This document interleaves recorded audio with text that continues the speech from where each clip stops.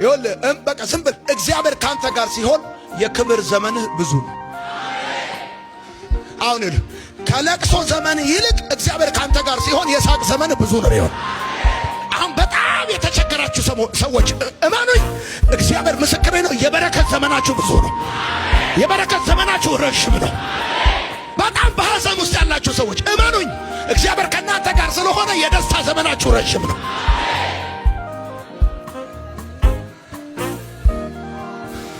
ሁለተኛ ሳሙኤል እንደዚህ ካልኩሌት አደረገው። ዳዊት ስንት ዓመት እንደነገሰ? በአጠቃላይ 40 ዓመት ነገሰ። በችግሩ ስንት ዓመት አለፈ? 30 ዓመት አለፈ።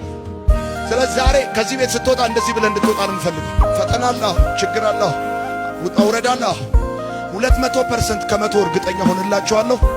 እኔ ግን ከችግርና ከለቅሶ ከመከራና ከእንደዚህ አይነት ህይወቴ ይልቅ የበረከትና የደስታ ዘመኔ ረጅም፣ እንቅልፍ ካጣበት ዘመን ይልቅ የሰላሙ ዘመን ረጅም ነው። ወይኔ ይሄንን ችግርን አይቶ የሚያቅሰው ነው በደንብ የሚገባው።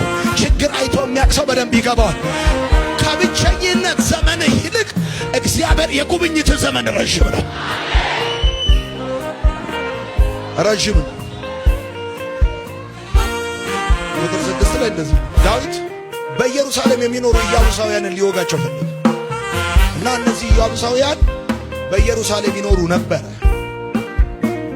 አሁን ሊወጋቸው እንደፈለገ ኢያቡሳውያን ገባቸው፣ አወቁ።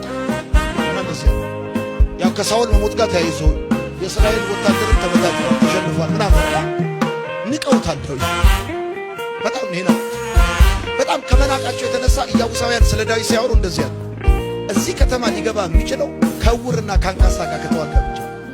ዕውርና አንካሳ ካላስወጣ አይገባም። ከተዋጋ የመጨረሻ ንቀውት የመጨረሻ